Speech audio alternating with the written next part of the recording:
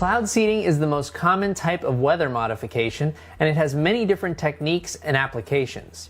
Today, it's mostly used to increase rain and snowfall, reduce the size of hail, and reduce fog at airports. Traditionally, cloud seeding has been done from the air. So airplanes have had racks on them where these same flares are positioned on the airplane, and the airplane flies into the storm.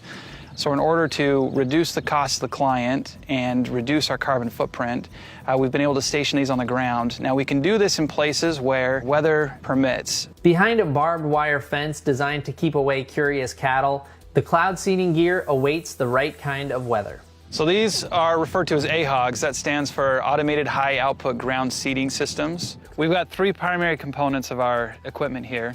The first is the control module that you see behind me.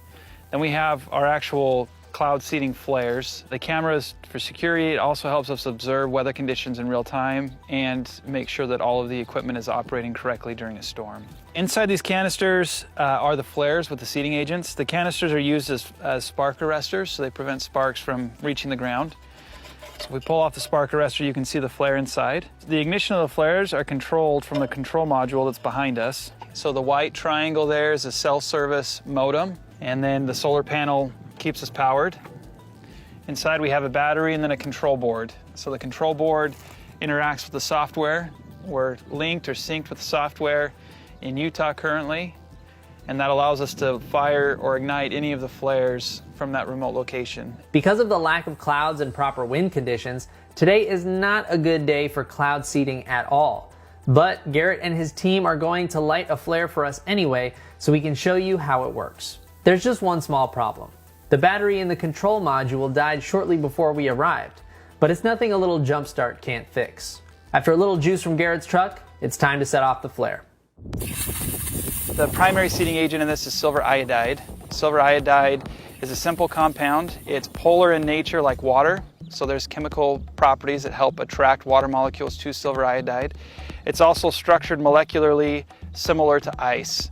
So it helps generate or helps spawn the generation of ice buildup, and then that becomes a hailstone or a snowflake that falls here primarily as rain. So one flare like this has billions and billions of potential sites for that water to congregate around. We'll launch them in sequences. We watch the radar to see when bands of the highest concentration of liquid water are passing above us in the clouds, and we try to target those high concentration pockets in the storm systems. We'll launch between 3 and 20 flares for a typical storm. Once the flare is lit, it takes a little bit of time to carry up into the clouds, and once it's up at the proper elevation, it'll take about 20 minutes to instigate the rain or the snow process. So overall, you're probably looking at about 40 to 45 minutes before you're seeing the maximum result.